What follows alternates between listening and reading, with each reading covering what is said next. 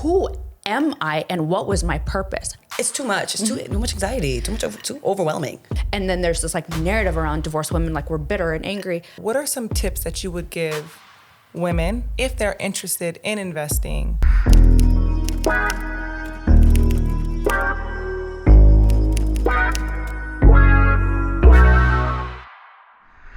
I spend so much time talking to my clients about the importance of proper nutrition outside of the gym.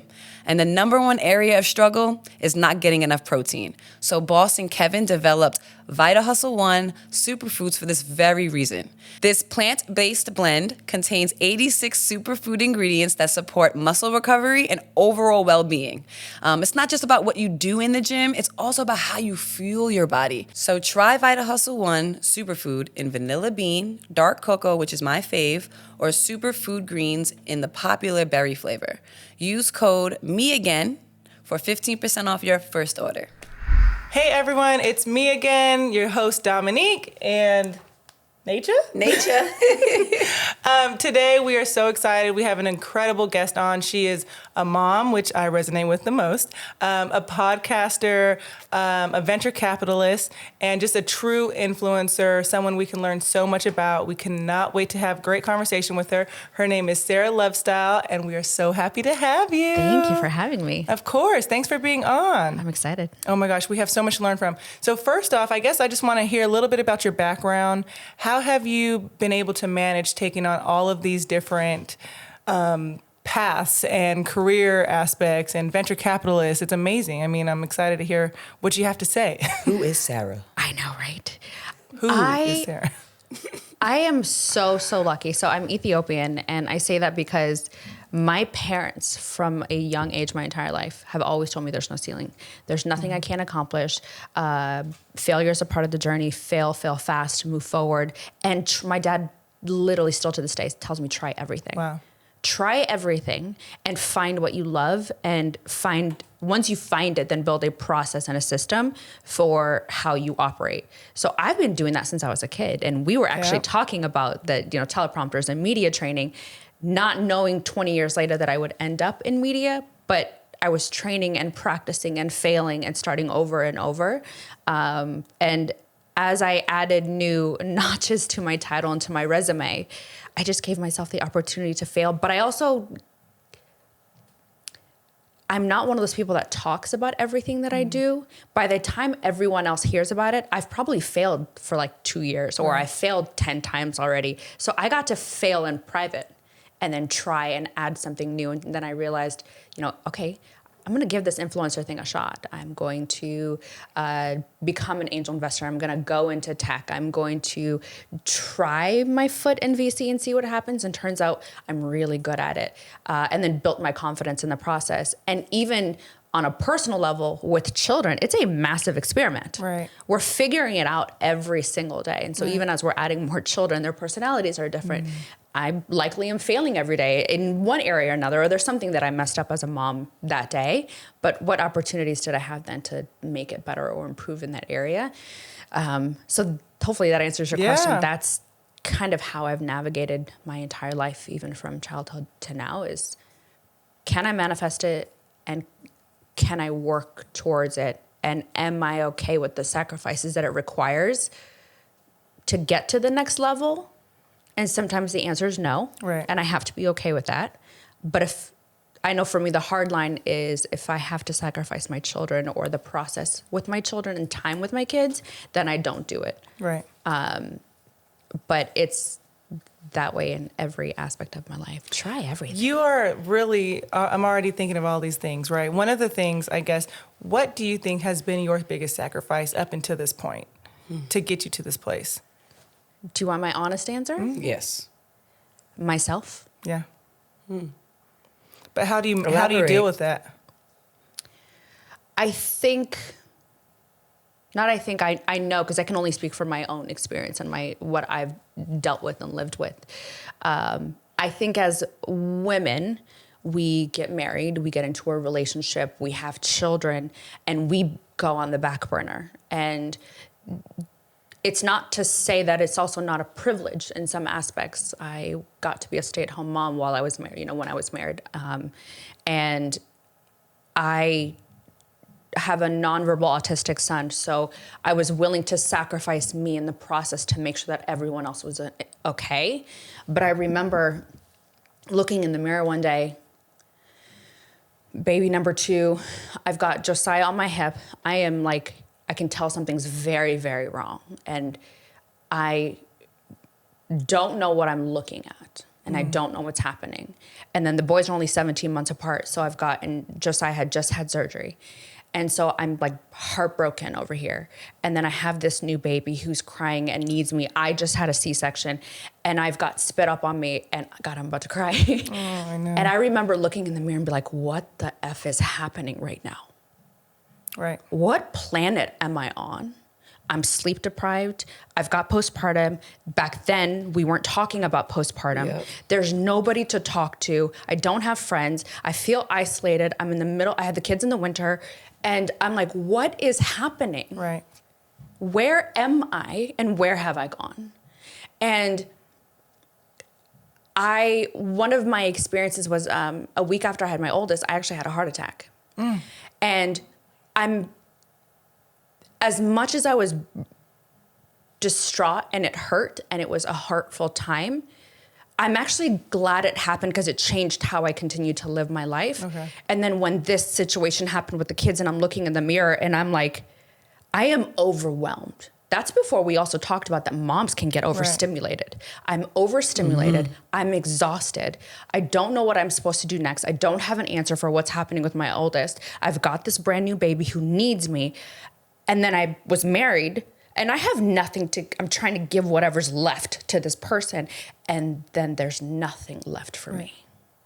Nothing at all. There's nothing. And the thing is, it's so crazy because obviously speaking now, I can totally resonate with that. And so when you say the biggest sacrifice has been myself, it's a hard thing as a mom because the sacrifice is now. Yeah. But you don't see the payoff, I don't think, until later. Correct. And so you have to be almost staying the course, thinking, okay, it's just keep it one day at a time, one day at a time. Longer. Eventually, I'm going to see it. Yeah. Eventually, there's going to be those moments that fuel you. You know what I mean? But when you're in the trenches, like you were saying, that's a challenge. So how did you deal with those failures? What is something that you said, okay, Sara, I need to incorporate this. This needs to now be a habit to pick me up and to keep moving forward and to find myself again. The boys were about 5 and 7. And so once I had that conversation with myself in the mirror, like this situation of chaos, and then the boys had gotten a little bit older. And that's what I was doing. I was like, stay the course. I just need to get through today. I can't worry about tomorrow or next week or whatever. And even with my son's diagnosis, I could not be concerned about. And even though a part of me does and did and still does worry me about what the next 5 years look like for him. What does 20 years look like? Heaven forbid something happens to me. What does his future look like? But I know that I can only manage and deal with today. One, I've learned as I've gotten older that tomorrow isn't promised. Nobody promised me that. So I need to make sure that I am present and active today with my children. And as they got older, I was okay with the mom guilt of taking care of me first. Because the second I try to pour from an empty cup, lower patience, frustrated easier, I'm overwhelmed, I'm overstimulated, and I just did not want to bleed on my children because I wasn't okay. And it's not their fault or my partner's fault. I needed to be okay. So I went to therapy. I was like, I'm going in the gym, and this is 1 hour where it's just me. Don't call me. Don't text me. If there's an emergency, call Jesus or call 911. Those are your options. When I'm in there, that was all about me. And I remember being about 27, and where it stemmed from was I looked in the mirror, and one, I didn't know myself. I didn't recognize myself. And who am I and what was my purpose? I started to feel very unfulfilled. And I was having this conversation with God, and I was talking to a friend about it yesterday. I remember saying, God, and I say this with all due respect, Lord, if my primary purpose in this life is to raise these two incredible children and regardless of what they do with their lives, if they become a scientist, if they become the next president, whatever it is, if my primary purpose is to raise these 2 children, tell me, and I need you to be loud. Because something is missing, and it has nothing to do with anyone else. This is a me moment. And God was like, this was not your calling and your purpose. This was the purpose for this season, but it's not where you're going and where you're headed. And I remember having the conversation with my ex-husband and be like, it's time for me to pursue what's for me. And you're gonna have to be patient with me while I navigate whatever it is that I'm gonna build eventually, and whatever it is that I started off in makeup and being a makeup influencer, knowing that that wasn't going to be purposeful for me, and that wasn't where I was going. I didn't love makeup that much, right. But I could see that that was going to be the window that led me to something else. What I didn't know at the time was that one window in one market that wasn't even something that I enjoyed or liked ended up leading me here to VC and influence and everything else. But I needed to have a little bit of confidence to just effing try for me. So that really answers my question, which is very unique because it's the makeup was the vessel, right? Yeah. And I was going to ask you, when did you start feeling like, okay, things are turning around for me? Was it exactly while you were like being that face down girl? Or when was the moment you're like, oh, I'm starting to recognize myself again? It was after I turned 30. Mm-hmm. At 30, so 27, I started having that itch of, I remember too, at 27, like I learned to salsa dance. I was like, I'm gonna try something different.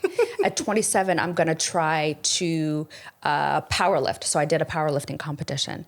I was just giving myself. Sound like, I feel like that's where I'm at in my life. I am 27 and I feel like that is me. I'm like, what the fuck am I? Who am I? What am I doing? Like, I feel like I don't have no hobbies. I gotta figure something out. Like, I didn't have one, you hear me?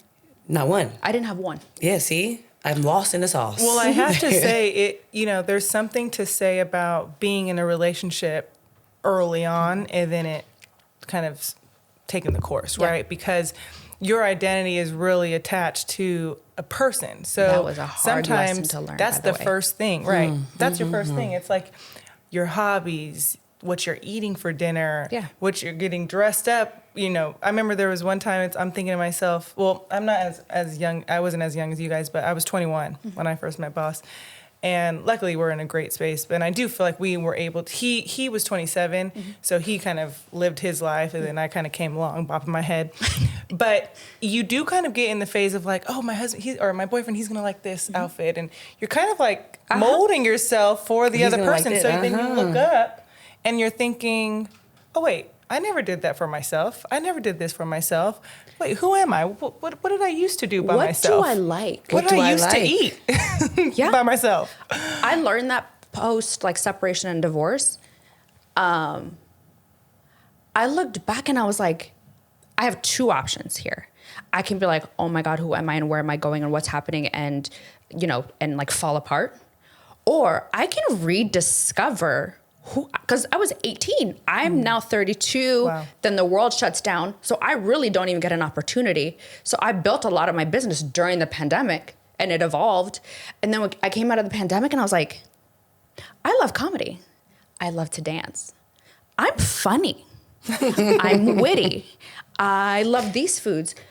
My ex didn't like tomatoes, so suddenly I stopped eating tomatoes, but turns out I really effing like tomatoes. I love tomatoes. I love tomatoes. It was just, and it's not his fault. This is about me, but it was like, you like the things your partner likes and you want to do the activities that your partner does. And like, they love, and I'm making this up, it's like, oh, they love action movies, so I love action movies. I'm going to watch all the action movies. I don't effing like action movies.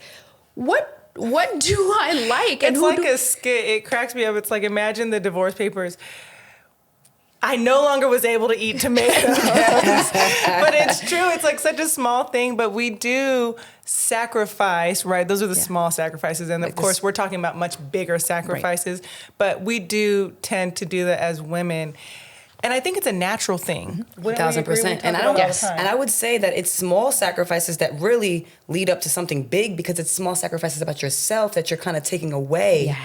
And then you kind of lose it. Like you're kind of like how you were saying, like, even with myself, I've been in a relationship since the very, very young, very similar to you, right out of senior year of high school. So you do like one day just look in the mirror like, Yeah. What do I like? What do like, I who like? the fuck am I? Like, wow. Like, I know I'm nature. Like, but like, I can't even, like, if somebody asked me, if somebody said in front of my face, explain yourself to me, explain yourself in 3 words. I can't give you it. I don't know. Someone asked me, who are you? And they were like, you can't give me your title. You can't tell me that you're a mom. You can't tell me you're a wife. And they told me this actually, I was about 27. And I was like, I don't know. That's me right here. That's what I'm doing in therapy. One, which is like it worked for me. It was like a nice, helpful tip. Is especially, I think it was right after Cade. I was feeling, especially after COVID, the lockdown. It was a lot.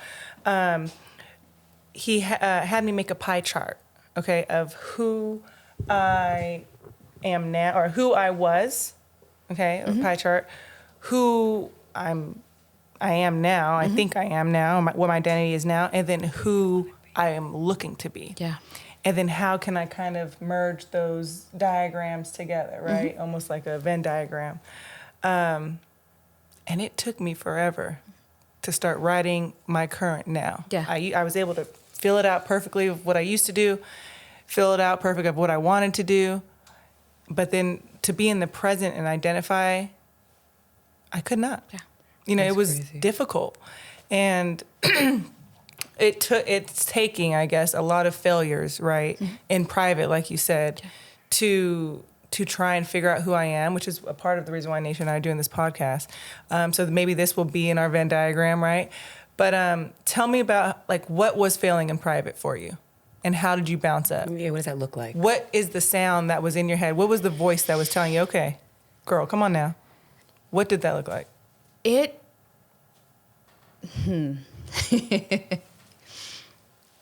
So I'm going to take this actually back to your previous question because it'll go into this answer. It was around 30 where I was like, ooh, I don't know if I like this and who I'm becoming and the direction I'm going in. And I was grateful and I knew, like, but I wanted more. But I felt the guilt of wanting more when to some people I had it all. And then there's the guilt of, am I wanting more for ego? Am I wanting more for my own pride? Am I wanting more, like, what was my intention? And what is the intention of my life? And as a woman, that 30, I was like, oh, shoot. Because what happened to my 20s? Now I'm 30. And then 32, I gave myself permission. I had a coaching program, very successful, great money, hated it. So I stopped. I didn't have to pursue something just because it was technically deemed successful. For me, that was a failure. But I learned a lot about people, human behavior. I used to work in politics. So even though I hated it, that was in my early 20s, I hated it. That was me. It's a very difficult space. It's an ugly space. It can be quite ugly. That's all I will say. And even though technically I knew that I would be successful at it, that was not the direction that I wanted to go with my life. And that's not what I wanted to pursue. It just didn't feel purposeful. Then, simultaneously going through the best time of my career while my personal life is falling apart. That's right. What I will say is I dealt with that in private quietly. It's not for everyone. That's not the route everybody wants to go. That's just how I chose to deal with it. But it allowed me to, even maybe would be deemed a failure in marriage. Not for me. It was what it was. It was good for what it was. And sometimes things just don't work. Obviously, there's other circumstances that lead you there. But even in that failure, I learned a lot. I learned about grace. I learned about redemption. Now your redemption and grace got to be from over there, and I can love you from a distance. But I learned a lot about me and who I was becoming in the process and who I want to become. And could I be proud of who I was? Could my children be proud of the mother that I am? And so for me, I appreciate failing and losing on my own while I navigate the process. There's so many things like I've tried with even Sara Love Style, the brand itself, that people will never know about until we figured out what worked. And we're still evolving. I think I told you guys, I've probably been 5 different versions of Sara already. Who I was at 21 is not who I am at 37 now. Who I was at 32 is not who I am now. Hell, even who I was at 35 is not who I am now. And so I give myself the permission to try something new and fail daily. My dad used to say to me when I was a kid, and he would say, what did you fail at today? I'm a Capricorn. I'm a perfectionist. I don't fail. That's not what we do. And my dad would be like slightly disappointed, and it hurt my feelings. And he's like, no, what I'm asking you is, what did you fail at today? Because you didn't even give yourself an opportunity to try. And it's kind of like failing and growing go hand in hand. They have to. Like you gotta fail to grow. And if you're not failing, then you're probably stagnant and you're probably not growing in life. Which is scary. Yes. It's about pushing boundaries. Yeah. So with Sara Love Style, right, your brand, tell us what that encompasses. Because I do want to know, and I want our viewers and a lot of the young women and even in our state to know more about venture and all of that good stuff. Yeah. So kind of let's get into your business and that part. So Sara Love Style stemmed because of my son being nonverbal and me having a conversation with God, like, bro, what is happening here?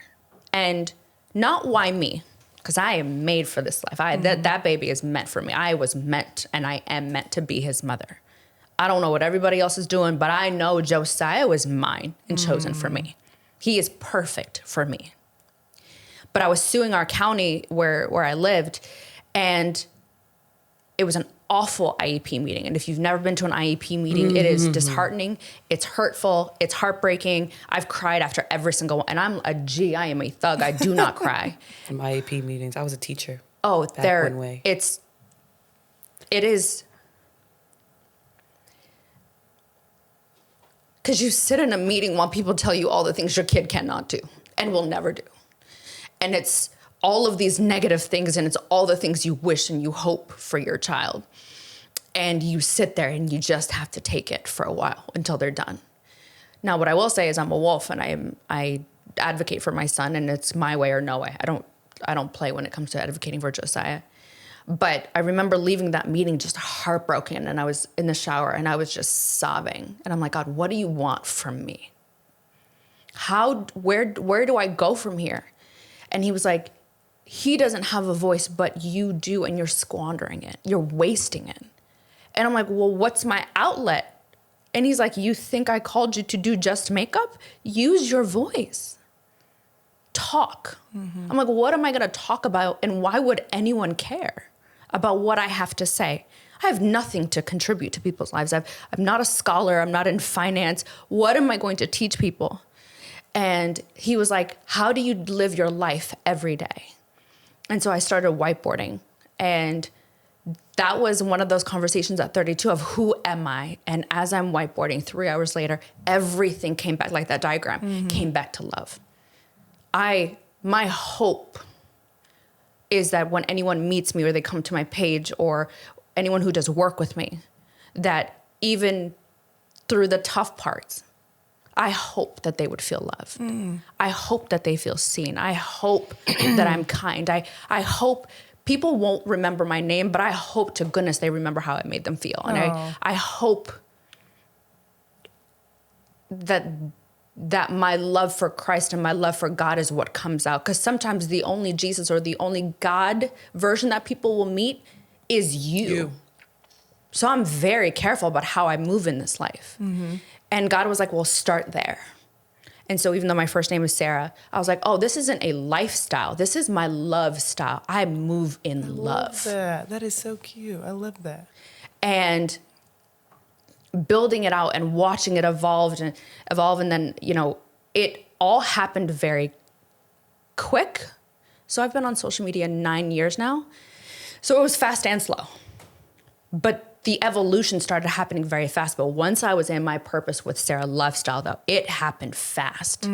And the growth, numbers-wise, is slow. But behind the scenes, it was the brand deals were coming. And then this company reached out and they couldn't afford to pay me. And I made a joke about, can I get equity in the company? And they said, yes, actually, we would consider it. And then a year later, they exit. And I was like, okay, God, I see what you're doing. I don't have to go the traditional route. I don't have to do it like everyone else. And there's nothing wrong with that. There's absolutely nothing wrong with that. But I've always been a disruptor. I've played by the rules, but in my own lane. Mm-hmm, mm-hmm. And I was like, oh, I can play here. I can play with the big boys, even though I have no experience. I'm not qualified, but my dad said, F it, you learn, try it. Go into tech, turns out I'm good at it, hit a unicorn on my first try. Then I was like, okay, what can I do? What am I capable of? Like, what else is out there? Right. So then I just kept adding companies and adding advisory board seats. And then I just continued to add until I remember in August of 2021, I was like, God, I'm pushing to the limit. I want to be in VC. Uh-huh. And the people around me, a couple of people that I told, they were like, but you don't come from that world. You don't know anything about it. I was like, I know, that's the best part. Sometimes ignorance is bliss. I'm confident because I don't know any better. Yep. I'm like, okay. So I put it out to the universe. I'm like, God, I want to be in VC. I either want to start my own or be a part of a mainly all Black VC. Mm. By December, I was in venture capital with Broad Street Ventures with Malcolm. Oh my goodness. Congratulations. Thank you. And it has been a wild journey. Right. I had 2 IPOs in 6 days. I've never told a soul that. Wow. Okay, so I can't stand using plastic water bottles. Path is the first refillable and 100% recyclable bottled water packaged in a sleek and sturdy aluminum container, which I love. They make it easy for our family to feel good about making a positive impact on the environment, including our kids. Also, their bottles are fully customizable. There's this one particular limited edition Path water bottle featuring the Ninja Turtle characters. My boys absolutely love it. They actually fight over who gets to have it, and it's just a great way to teach them and the next generation the importance of reuse. And you can create your own custom Path water bottle for your next event.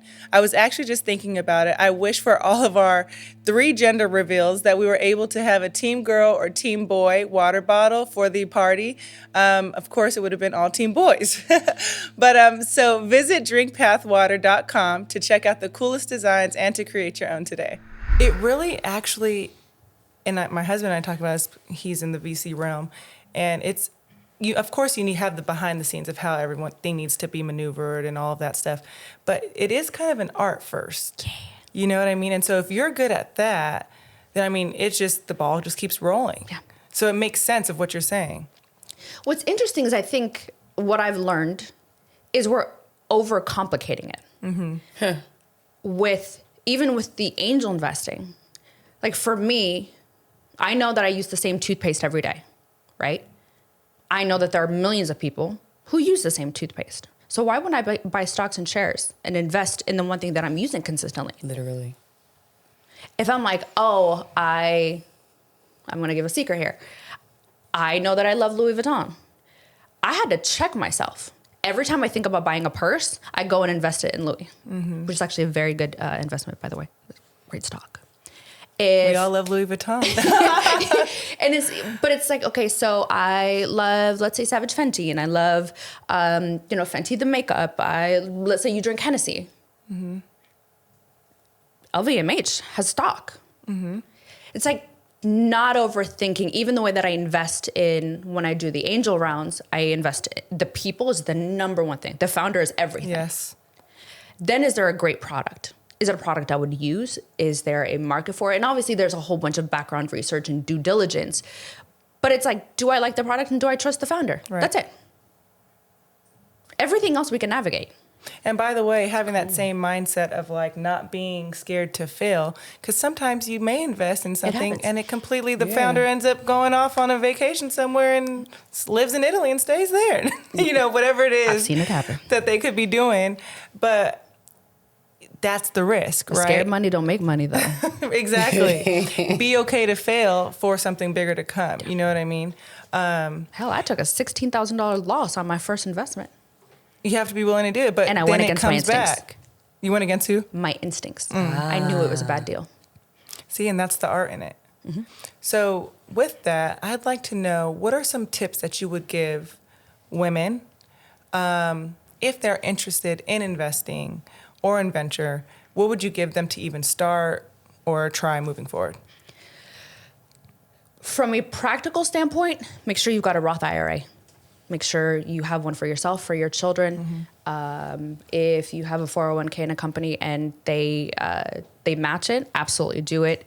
If you have children, a 529, now that they've also changed the rules on the 529, where before it was just for your children. Now, let's say my kids decide they want to be bums and they don't want to go to college. I can take the money and I'm the beneficiary. So now you go and watch me on vacation if you decide you want to be a bum. And now also you can have it transferred to a Roth IRA for the kids. So then it just picks up and builds up interest. Right. An index fund. Sometimes you think that you need, I just had this conversation last week. They were like, oh, I would really love to be with this bank, but I don't have $500,000. I don't have $1 million. Right. Their minimum is $5,000. They were like, wait, what? Yeah. You can go play with the big boys for $5,000 at this particular bank, and they will help you navigate with a financial advisor. Sometimes the people behind, let's say you go to Bank of America and they have those people behind the desks and stuff. They have financial advisors if you just ask. Right.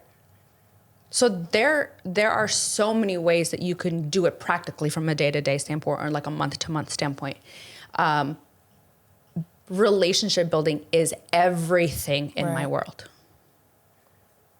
Everything. 100%. You have to build a network. You have to be where investors are. That's Soho House at events. It's and not being afraid to ask questions, not being afraid to feel like you're not the smartest person in the room. And it's actually the greatest place to be because you can learn and listen and be a fly in the wall and learn the language, learn the culture, and then picking up mentors or finding other people who will coach you through the process. What I will also say is sometimes you don't need a business coach, you need a therapist. Because how you operate there will show up in your business and will show up in how you invest. Because let's say you're someone who's emotionally driven, you're going to make emotionally driven decisions with your money. Especially for women, yeah. So it's like go to therapy, navigate what your styles are, learn human behavior, study, read. I am continually a student. I'm always reading, trying to, like right now I'm learning about sales. One of my friends is heavy in the sales world. And I'm learning like their culture and how they operate and how white men in particular are operating. I'm like, oh no, let me go get a white billionaire mentor. And he does. Like he's teaching me the game, the stuff that they're doing with money, the things that they're doing with their education, what they're doing and how they invest in the systems that they're building.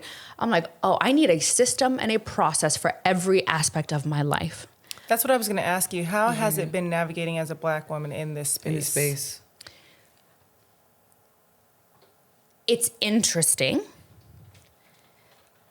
I'm not only the only Black woman most times, I'm the only woman most times. So it's like a double-edged sword. And I've been in meetings where they lowered my seat so that it was lower than the men. And so they like sat above me. I've walked into rooms where they thought I was the secretary and not like their boss or the CEO or a co-investor with them. Typical. It's an like interesting laughable. space. Oh my goodness. But I have also been really, really blessed that I have amazing men who advocate for me when I'm not there or who advocate for me when I'm in the room, even when I'm in the room, who will speak on my behalf. Right. I've had incredible men who leave space for me to soar, where their egos and their pride or whatever is not in the way, and they allow me to shine when it's time. And so having the right network and having the right people around you, people to put you in place in the areas where it gives you an opportunity to excel is how I've done it. But again, like I said, I have a process. Like, you know how people do like whiteboarding? So for me, I whiteboard and I map everything. Okay. And if you've never read the 12-week year, highly, highly recommend. So I don't plan for a full year. I plan in 12-week increments. Oh, 12-week year. 12-week year. 12-week increments. It's a book. Oh, good. I'll take that in. So when I'm planning, and I do it for my personal life and for my business, I will do a business plan. I will sit down with the boys for my personal life and the things that they want to do. Like they want to go on vacation. Okay, what do we need to do? And what does that process look like? Okay, how do we map this out? Like, you want to go to Disneyland? Okay, bet, let's talk about it. Like, this is when we'll go. This is how we're going to make the process happen. This is how much money we need to make and raise. Like, I'm very honest with them. And then in my business, I do the same thing because I'm a visual. I have to see it. Yeah. I'll never forget the time that when I went to college. I was going from high school to college. And I'm like, oh, I can afford to live here, you know. And I had a budget, you know, and my dad's like, hold on, let's sit down here. And so we went over a full budget of where I could really afford to live. Mm-hmm. You know, did I need to live in the dorms? Could I have an apartment? And I'll never forget, and he's like, you need a loaf of bread? Are you gonna be eating? You know, you're gonna make sandwiches, you're gonna have a cup of noodle. I mean, what are you eating here, you know? And it's all of those little things that kids don't understand yet. So I actually think that I love the idea of, hey, we're all going to go to Disneyland. Let's budget out what your allowance is and how you're going to spend it. And it's like a fun 1,000% learning I need to start implementing that in my whole life. Like social media. You're big on social media, right? Give me some tips because I'm not there. And I try. And it's like I'm posting on my story like a little bit more now and, you know, trying to like get... But I've been like so stagnant for like 8 years that like it's completely brand new. It doesn't look like it did when I was like really heavy on Instagram and social media, period. I'm like, what am I doing? I've been sitting on this picture. Yeah. I'm going to post it in like maybe today or tomorrow. I went to a wedding. I've been sitting on this picture and I'm just like, do I post it now? I got to look at the algorithm. Do I post it now? And I'm over here like it just didn't get posted. And that happens a lot because it's like, it's too much. It's too much anxiety. Too overwhelming. Take all of that and throw it out the window. Okay. So is there a algorithm? Sure. But the algorithm is continually changing. So if I operate based on the algorithm, I'm going to be over it. I'm frustrated. I don't understand it. It's over. I make content, 1, that I'm proud of, 2, that I find entertaining, 3, that I find educational. If I like that photo, y'all gonna get this photo because I like it. Now, don't get me wrong. Of course, I need you to engage and I need you to like it, but I like it. So if I'm proud of it, I'm going to post it. But I think I'm going to take it to let's say the 12-week year. So I post almost every day. If I think about how many pieces of content, I don't have a calculator, so I'm not doing the maths and nobody judge me. But if I looked at it as, let's say I post 5 times a week on Instagram, 5 times a week on YouTube, which is a different piece of content than the others. Then there's TikTok, which is also different content. Sometimes it merges, but not always. Like today's content day for me. We're shooting 20 videos today. I only shoot once a week because I'm a mom. I don't have time to shoot every day. It's not realistic for me. Right. So I batch all my content, 20 videos. But if I think about it over the course of the full year, we're talking about 400 or 500 pieces of content. I'm overwhelmed now. Thinking about it, exactly. So it's like this week, how many pieces of content do I need? 4, 5? Okay. Let's say I do 2 reels, I do a photo, maybe I do like a carousel, maybe a funny moment of my week. And so if I look at it in a very, very micro, it doesn't sound as overwhelming. And the people will find you, your audience will find you. And sometimes we're also concerned, like my friends and family don't. I can't expect my extended family to understand VC when they're not in VC and they're not even my audience. They're my family. And sure, I hope they engage, but they're not even my audience. They're not my target audience. And also, they're not even on social media that much. So they probably didn't even see it. It's being pushed out to 5-7% of your audience. So I wouldn't worry so much about whether or not it's a good photo. You know, when am I supposed to post it? What are the times? I think for me, it's like, what do I post? I think what I'm hearing I got to do the 12-week. I got to sit down and do like... And show people the journey. Like, I'm not good at that. I love that 12-week idea. I like the 12-week idea a lot. I think we should take that for our podcast. Everything. Yeah. Life and everything. But Nate, you know, I think it's like what I'm hearing you say and what I've always felt seem the best, which I'm no influencer, but is being your authentic self. Yeah. You know what I mean? You are an influencer. You're an influencer to your children, You're an influencer to your spouse. You're an influencer to the team that's Right. here. You are an influencer to your gardener. You're an influencer to everyone that you meet. You are literally an influencer. You're a trainer. Literally. Everyone that you work with, you influence. What are the conversations you're having with them? What are they asking you more for? Is it fitness? Is it life? Is it motherhood? The way that you all built this ecosystem, even with this podcast, you knew that there was someone who needed this. Yeah, 1000%. And what was important to you. So take people on that journey, even while you're navigating it and figuring out, like, what do I post? What was important to you today? That's an incredible place to start our game, do tell. But I want to leave you with this is we were writing up how to introduce you, and we said true influencer. And that's exactly it, right? It's not necessarily the influencer of like, oh, I have a picture and Social I'm going to put a little media-ish brand there, a little path water there, and everyone's going to buy it because I have no clothes on. Influence. It's the true influence. It's the true people that you touch. It's those conversations, that's the intimate conversations that you're having. And that has shined through today. And so thank you for that because, sorry, Rob. Best believe I'm going to come find you in the gym and we're going to have some talks. Let's talk. Because I need to learn. Okay, let me get some questions. About everything. You know what's crazy? Investing, it all. Here's what's crazy. People literally don't ask me. I'm like, I am an open book. You know what? I think it's Tell a me. misconception too. Because for me, I feel like it's kind of like, do they want to help me? People are kind of like, first of all, because I feel like a lot of people right now, we're not village. No. We're done. Like, we're not village. We don't look out for one another. It's sick. We're very for self. Yes. So I feel like people walk around that way, so people aren't going to ask because it's like, one, I don't know what she's going to respond. I don't even know if she wants to help me. And I'm not even gonna put myself out there. I'm putting myself out there. I'm going to come ask you. Let's do it. I'm like, ask me. Okay, ask you. Oh, shoot. Oh, okay. we're going to go do tell. Oh, Lord. Do Okay. tell cards. All right, you want me to give you 2 and I'll get 2? Yeah. Okay. I love these. No, Dominique. No, you're going to ask her. Oh, okay. I thought she was trying to make me pull again. No, I'm like, no. no. Then you gotta put them down. You can't see them, I right? thought you were going to make me pull again. Okay, I'll start. You go next. Okay. So what does having a good life mean to you? Joy and freedom. Joy is a beautiful word. It's like the best word ever.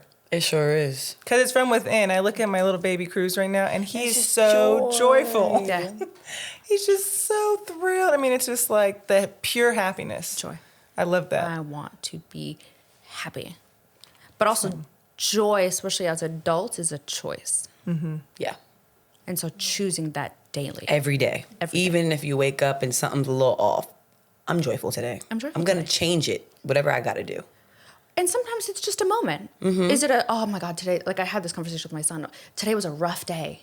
Was it a rough day or did you just have a rough moment? And he's like, well, I guess it was just a moment. Okay, so then you get to choose joy the rest of the day. Yeah. You get to have your moment. Even as adults, have your fit, cry it out, thug it out, like whatever you need to do in your moment, because you're allowed to be frustrated. You're allowed to have that moment. And then I get to choose joy. That was a very major key that Nature and I talked about last season, because one of the things that we both said that we were going to do is wake up with intention, tell ourselves, okay, today's going to be a great day, whatever that looks like for us. Because I was noticing that I would wake up to a tantrum or to poop in the bed or to whatever it is, and I would feel like it would almost like start ruining the And it trajectory would of my day. set your Of the day day. in a sense. Mm-hmm. So it's like, literally now, since I'm getting a little bit better sleep, I can't say, I do want to start waking up like an hour and a half earlier, and even an hour earlier before my kids get up. Sometimes it's 10 minutes. Oh my gosh. Is all I need Just to set to that drink tone. my coffee and sit down and be in stillness. Yeah. And just set the tone.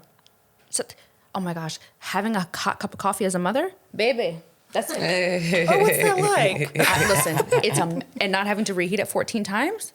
It's finding those joys. Like even for me now in the last 3-4 years, it's been important to me is I spend time with God every morning. I meditate every morning. And if all I can get is 5 minutes of a guided meditation, gosh darn it, I'm going to take all 5 of those minutes because I'm tired. I don't always have an hour and a half. Yeah. It's just not realistic for me. But if I can get in 20 minutes, 5 minutes, 2 minutes of something to still and breathe, that sets my entire day. I like that. Also, it helps me deal with God's children because they be wilding. Not your children. No, God's children. They all are wilding. For God's sure. people be we wilding. are wilding. Okay, so where are you when you feel the most at peace? Home. With the kids. With the babies. Home with my kids. I love that. Yeah. All right. What's the first, this is good, what we're talking about. What's the first thing that you think about when you wake up in the morning? Eyes open. Where am I? This is so bad. This is so bad. Because I want to give you a spiritual, philosophical answer. No, that was and the be like, real it's raw. me and Jesus. No. Work. I'm immediately like, what does my calendar look like? What's my schedule? And then like my calendar is color coded. And so for like myself, for each kid, they have a different color. Then my calendar for each business is color coded. And I'm like, okay, what is accomplish, work, shoot, yeah. And then I'm like, turn it off for 1 second. So the first thing I do is I don't check my phone first thing in the morning, even though that's what I want to do immediately is like when I tell you I'm a tried and true Capricorn, I work immediately. And I love what I do. You know what I saw is it said something like, ever since the phones became alarm clocks, people turn their alarm off and they check their phone. Yep. Whereas before, you hit the alarm and then you don't, the phone, where's the phone at? Now people are searching for the phone and turn the alarm off until it's already in your hand. Yep. And now you're on the phone. Yeah. So I was Instantly. like, should I actually had this hat, which is like a sound machine for the kids, but they made it for adults. And it has a setting to where it's like, now birds are chirping to wake you up. I'm like, maybe I should switch off my alarm setting because I also don't want to be checking my phone when I wake up. No, it's like a terrible, terrible habit. Now, I want to be like you and be like all about business. I wake up and I'm exhausted. I'm like, fuck, I got to get up. I feel like I just closed my eyes. And then I try to rope myself back in. And that's me every night, every morning. I'm like, damn, I feel like I just, mind you, sometimes I'll go to sleep at like 9:30, 10, and I'm like, why am I tired? What is going on? You have a 3-year-old. 1,000%. He's running me dry. And it's only one of them, so kudos to y'all. 3-year-old. I recently am like going like this to my eyes, like open the lids. Like it's just so dramatic in the morning for me. So dramatic. So it's hard. It is. So dramatic. My 5:30s, when I have my 5:30 class, they tell me all the time, you are a different human at 5:30 than you are at 8 a.m. Yes, I am. I have to thaw out. I don't like you at 5:30. I'm thawing out. I still got crust in my eye, okay? Just let me bear with me. Poor nature. no. You still on East Coast time, girl. I'm still on East Coast time. This is the last one. Okay. What 3 things do you want to be remembered for? Oh, that's a great question. That's a great one to end off with. It is. That's a great question.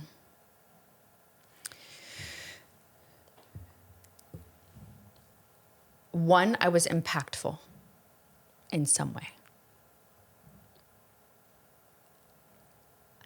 I don't want to be famous. I don't want fame. I want to be impactful. Impactful is a great word. I like that one. I love that. I'm taking that. And I want to be, and I'm going to steal this one actually from Emmanuel Acho, who's a good friend of mine. Like he wants to be one of the greatest creatives. And as I've gotten older and as my career has changed, I also want to be one of the top Black female VCs. I want to be remembered as someone who forged a lane despite their circumstances, despite where I'm from. And I think about my story, and sometimes like we don't look at our past because like we don't want to go that far. You're supposed to look forward and forge forward. But sometimes you have to remember how far you've come. When my hope is that when someone listens to this is that, oh my God, she had it all together. She's in VC. No, you're seeing the package right now. But what you didn't see was the fact that I was born in a refugee camp. Mm-hmm. Wow. This should not be my life. I'm a full-time caretaker to my child with severe special needs. Mm-hmm. I should not be able to do what I do. I am divorced. There are people who will not make room for me because I'm divorced, and based on the statistics of, women lead, divorces and yada, yada, yada. And then there's this like narrative around divorced women, like we're bitter and angry. I absolutely am not. I am so at peace with where my life is, and I'm at peace with the journey and the things that I've been through, and I'm grateful for all of it, even the ugly, messy parts. Mm-hmm. And if I can, despite everything I've been through and where I come from, and even my current circumstances, because they're not perfect, I haven't figured it out yet. I'm navigating life daily. It's today, can I be impactful? And will I be remembered for being impactful, but also forging a lane for other women, especially Black women? You are not broken. You are not done. The circumstances that lead you to wherever you are in this moment is not the end of your story. Mm-hmm. You dealt with divorce, you didn't die. You're not dead. You still have a life to live. Mm-hmm. And you get to live it in its fullness for yourself, in your purpose, in your calling, every day. And you get to pursue it. Do I have mom guilt every time I'm away from my children? Absolutely. Am I unsure half the time when I make a decision in my business? Heck yeah. I don't have it figured out. I don't know if it'll work. I don't know if I'm going to fall on my face. Mm-hmm. Am I going to fall on my face publicly today? I live a very public life, but also very private. Mm-hmm, mm-hmm. But it is my circumstances and everything that I've dealt with is not the end of my story. I want to be remembered in a lane, especially as a Black woman, that is not meant for us. And I want to make sure that I hold that door open for 13-year-old Sarahs. Changing the trajectory, yeah. You get to do this. I don't have a financial degree. I have no background in this space, but I'm really effing good at what I do. Mm-hmm, mm-hmm. We are innovative. How many times are we innovative as mothers? The things that we create in our households, the products that we're creating for our children because there's a need, an eczema and hair and everything. We have so many ideas and thoughts living inside of us. We just cannot allow it to die. Mm-hmm. You get to pursue it.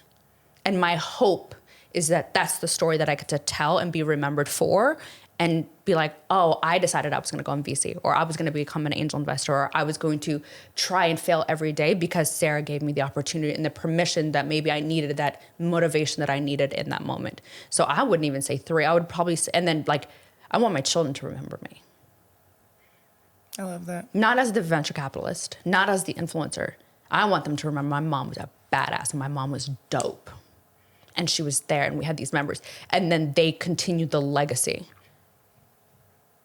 because they remembered me. Mm-hmm. And then whatever they build from it continues. That's all I want for my kids and for my life. That's how I want to be remembered. I love that. You don't even need 3. I love that. Snap it. Thank you. I love that. Thank you. Thank you so much. Honestly, the drive we all need.